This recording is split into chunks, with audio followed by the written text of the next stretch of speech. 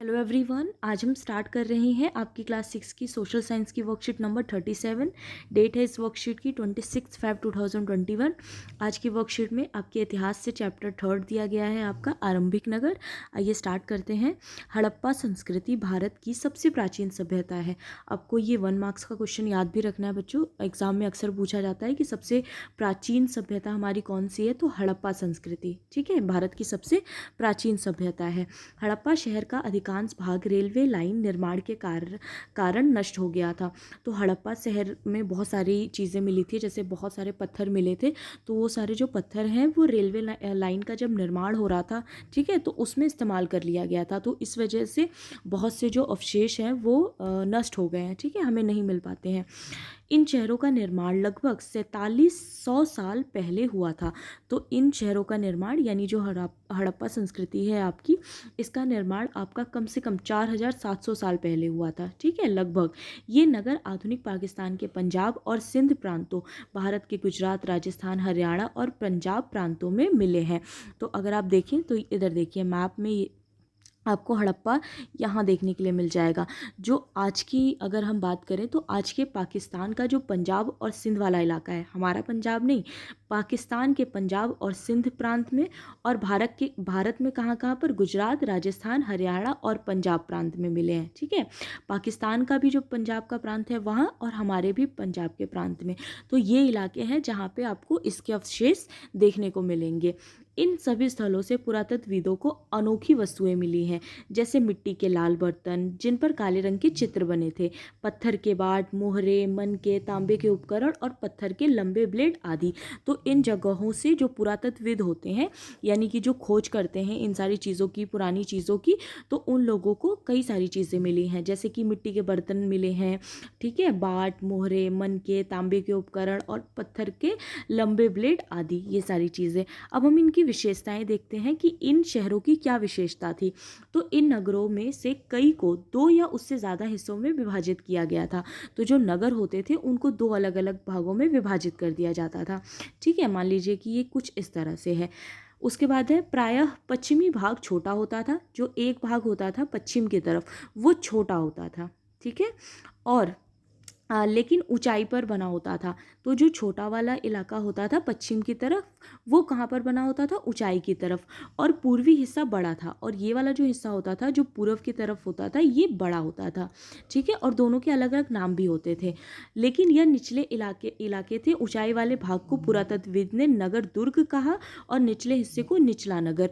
तो ऊपर वाला जो इलाका होता था बच्चों, ठीक है, जो छोटा वाला इलाका होता था इसको नगर दुर्ग कहा जाता था, और जो बड़ा वाला इलाका था उसको निचला नगर कहा जाता था, क्योंकि वो नीचे की तरफ था इसलिए इसे निचला नगर कहा जाता था।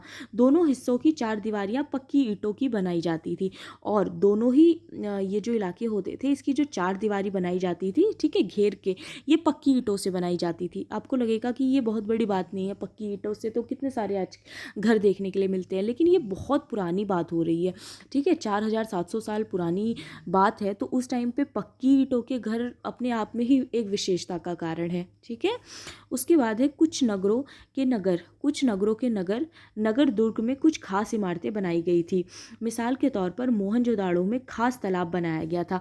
इसके अलावा अगर आप देखें तो इन इलाकों में बहुत सारी अलग अलग चीज़ें भी बनाई गई थी, जैसे मोहनजोदाड़ो में एक खास तरह का तालाब बनाया गया था, ठीक है, जिसे पुरातत्वविदों ने महान स्नान गृह कहा है। तो इस तरह के तालाब को जो पुरातत्वविद हैं उन्होंने महान स्नान गृह, ठीक है, स्नान गृह का मतलब जहाँ पर लोग स्नान करते हैं, ठीक है, नहाते हैं।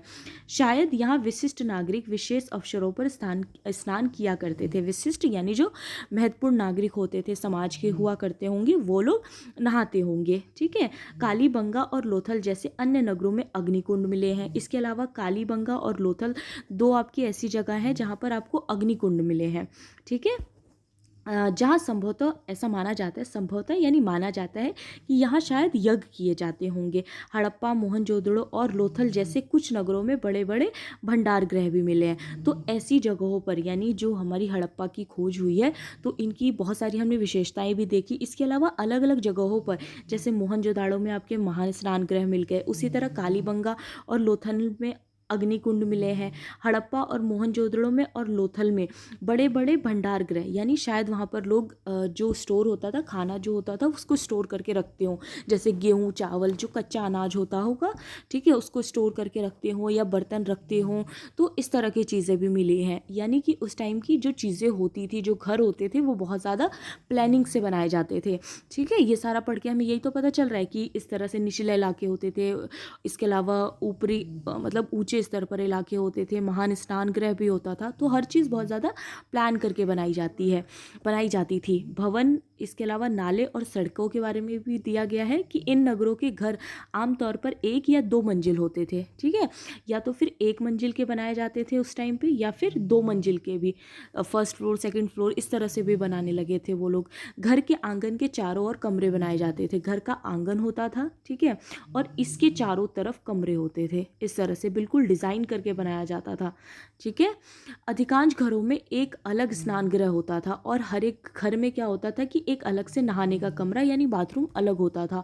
और कुछ घरों में कुएं भी होते थे, और कुछ कुछ घर ऐसे भी पाए गए हैं जिसमें अपना कुआं होता था। ठीक है, वैसे तो सबका कॉमन कुआं एक गांव में हुआ करता था, लेकिन बहुत सारे जो घर होते थे उसमें लोगों का अपना अपना भी कुआं होता था, घरों के अंदर ही।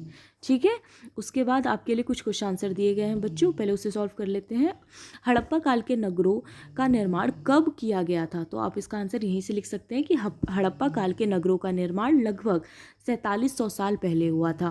फिर सेकंड क्वेश्चन है, हड़प्पा के नगरों के अवशेष किन स्थानों पर मिले हैं? तो पाकिस्तान के पंजाब और सिंध प्रांतों, भारत के गुजरात, राजस्थान, हरियाणा और पंजाब। ठीक है, फिर क्वेश्चन नंबर 3 है बच्चों कि हड़प्पा काल के नगर किन 2 भागों में विभाजित होते थे?